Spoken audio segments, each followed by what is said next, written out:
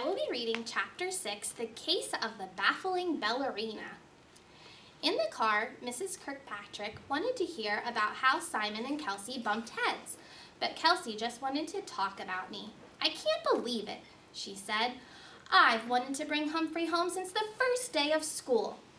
That made me feel very nice, but thinking about what Mrs. Brisbane said still made me feel not so nice. This all came about because of Humphrey. What on earth had I done to send Mrs. B away, and how could I undo it? Kelsey's house was white with bright orange shutters around the windows that reminded me of Kelsey's hair, and her mom's. Her big brother, Kevin, was already home from school. He was very tall, and his hair was darker than Kelsey's. "What's that?" he said, pointing at me. "Humphrey," Kelsey answered, "our classroom hamster." "Oh," Kevin answered. "Mom, what's there to eat? I'm so hungry I could eat anything in sight." I was glad I'd hidden all those yummy treats in my cheek pouch and bedding. I like to share, but I'm never quite sure when I'll be fed again. Kevin and his mom went to the kitchen while Kelsey took my cage to her room. "Humphrey, you're the cutest hamster I ever saw," she told me. "Thanks," I squeaked. "And you're one of the nicest girls." Before I could finish my sentence, I looked at Kelsey. She was nice, but the skin around one of her eyes had turned a bright shade of purple with streaks of green and black. "Eek!" I squeaked. Luckily, Kelsey just giggled. That was one time I was happy a human couldn't understand my squeak. I would never want to hurt a friend's feelings.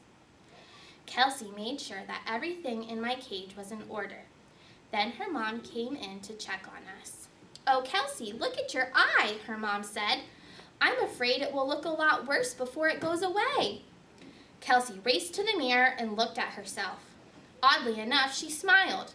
"I'll probably be the only girl at Longfellow's school with a black eye," she said. "Probably the only person." Kelsey's mom bit her lip and looked at the eye more closely. "I guess I don't need to take you to the doctor," she said. "The nurse said it was fine." Kelsey assured her mom that she could see all right. "I hope you can go to your ballet lesson tomorrow," Kelsey's mom said. "I hate for you to miss the very first one." At the mention of the word ballet, Kelsey suddenly looked unsqueakably unhappy. She reached up and touched her purple eye. "It does hurt a little," she said. Mrs. Kirkpatrick shook her head. "Poor Kelsey, tell me again how it happened." "That boy Simon ran into you." Kelsey nodded, but there was more to the story than that, and I knew it. "You ran into each other?" I squeaked. "And you were just standing there?" Kelsey's mom asked. Kelsey squinched up her face and thought for a bit. "No, I was running up to the board to answer a question. We both were running up to the board." "Ah," Mrs. Kirkpatrick said, "so you bumped into each other." "Yes, yes, yes," I squeaked.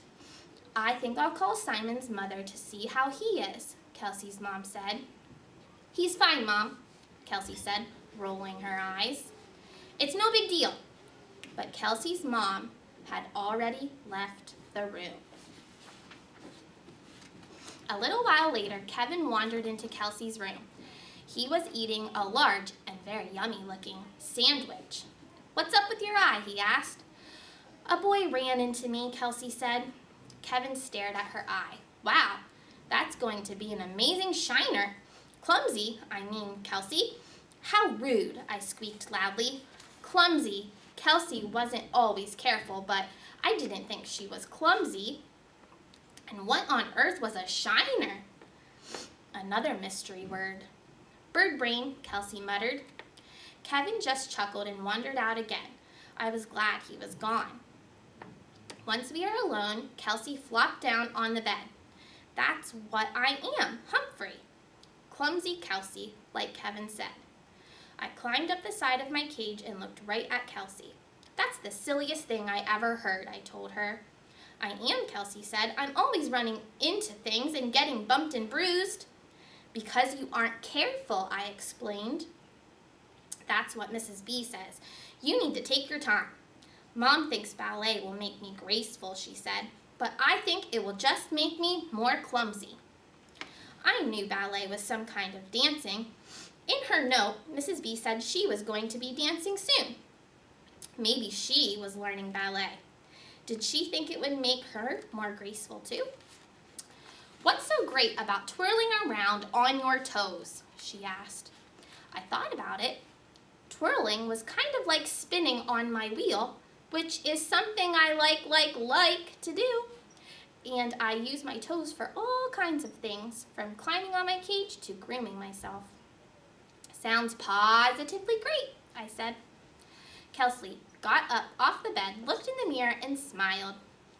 It's a great shiner, she said, but who ever heard of a ballerina with a black eye? I don't know, I squeaked. I've never actually seen a ballerina. Kelsey walked over to her dresser and picked up a pink box. Here, Humphrey, I'll show you, she said. Sometimes I wonder if humans really can understand me. After setting the box next to my cage, Kelsey opened the lid and I saw an amazing thing. There was a tiny dancer, smaller than me, in front of a small mirror. Tinkly music began to play as the ballerina twirled around.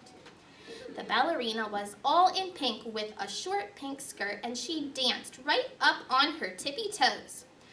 I was spellbound as I watched her go round, round, round, again and again. See? That's a ballerina, Kelsey said. She never trips and falls. She never gets a black eye. I was disappointed when she suddenly slammed down the lid of the box. The ballerina disappeared from the view and the music stopped playing. I could never be graceful like her, Kelsey said. Watch. Kelsey started spinning around the room. I have to admit, she didn't exactly look like the twirling ballerina. While the tiny dancer twirled in one place, Kelsey lurched around wildly until I was afraid she was going to stumble right into my cage. She didn't. Instead, she wobbled and fell backward, landing on her tail. Well, the place where humans would have a tail if humans had tails. Ouch, she said. Eek, I squeaked. Just then, Simon raced into the room. His mom and Kelsey's mom were right behind him. Hi, Kelsey, he said. My mom wanted to see your eye. Kelsey, what are you doing on the floor? Mrs. Kirkpatrick asked. Kelsey got up and rubbed her rear end. Practicing ballet, she said. Simon walked up to Kelsey and looked closely at her eye. Wow, that's amazing, he said. Does it hurt? Mrs. M asked. Not really, Kelsey answered. She pointed at the side of Simon's head. Hey, you've got a bump. Simon rubbed his head.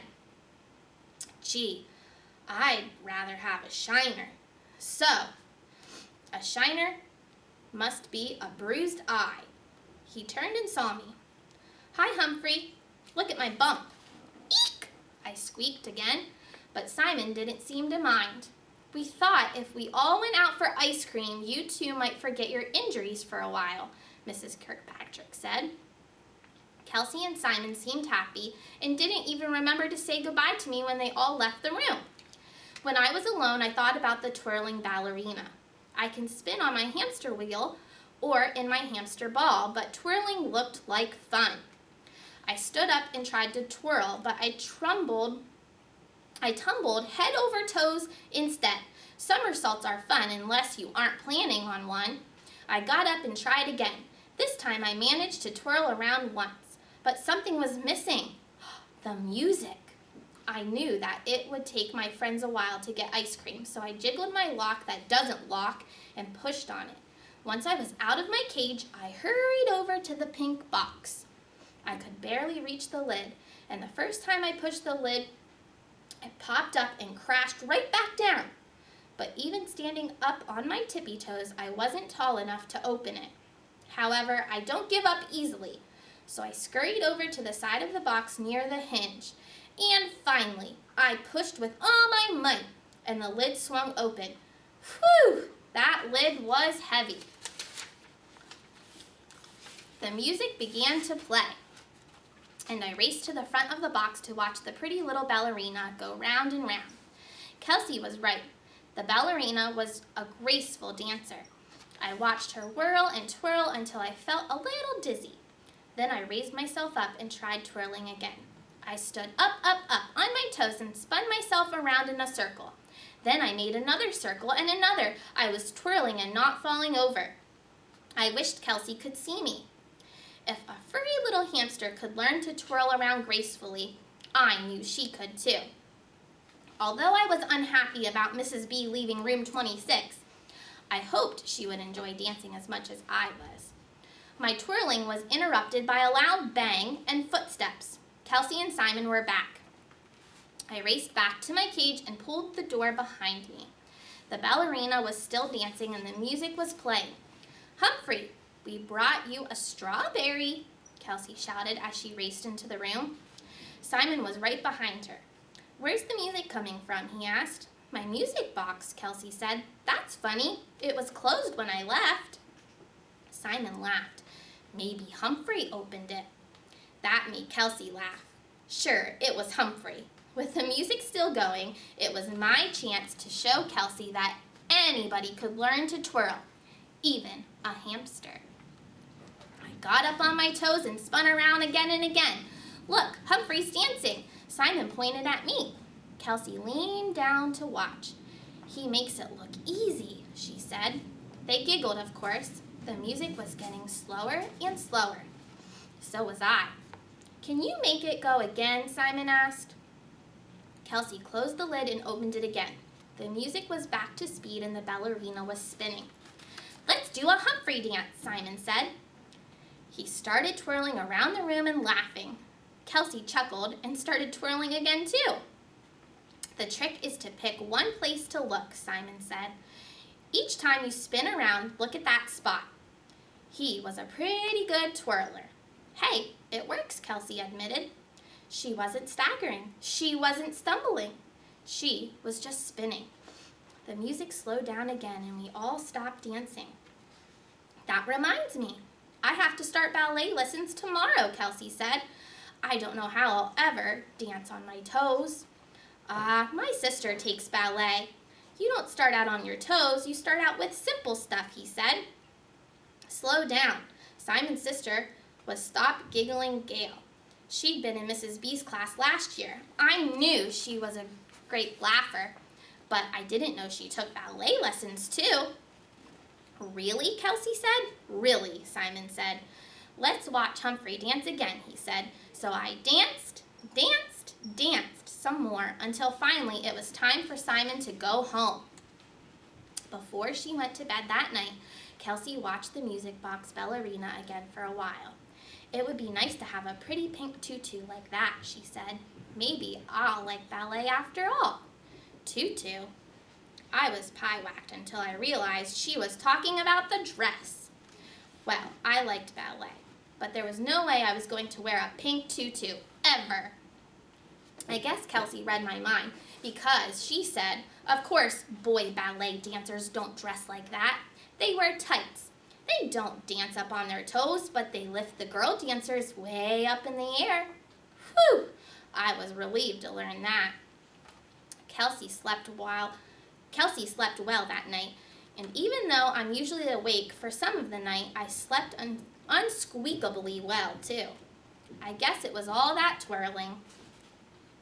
On Saturday afternoon, Kelsey left for her dance class. I crossed my toes and hoped that she would enjoy her first lesson.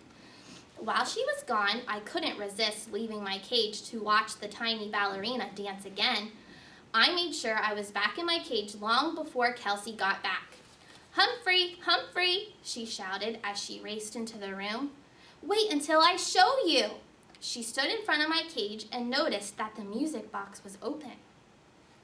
"I closed that before I left," she said. "Maybe there's something wrong with the lid." I didn't squeak one word. "Anyway, I want to show you what I learned at ballet class," she said.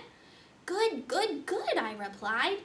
She pointed at her shiny pink shoes. "These are my ballet slippers," she said. Next, she showed me 5 positions for the feet, and then she did some very graceful dipping moves. "It was so much fun, Humphrey, and I can be graceful. I just have to pay attention to what I'm doing." "That's what our teacher said," Kelsey explained. "At the end of the class, we got to dance around the room with scarves. It was beautiful." The next day, Kelsey's eye was a rainbow of colors, but it didn't seem to bother her. She spent a long time practicing the 5 positions. I practiced too, but I guess a hamster's feet work a little differently than human feet. The first 3 positions weren't too bad, but the 4th and the 5th were, well, let's just say I'm going to have to practice a whole lot more and pay attention to what I'm doing. Humphrey's Detectionary. I don't know if Sherlock Holmes ever tried ballet dancing, but he should have because it's fun, fun, fun. Thank you for listening.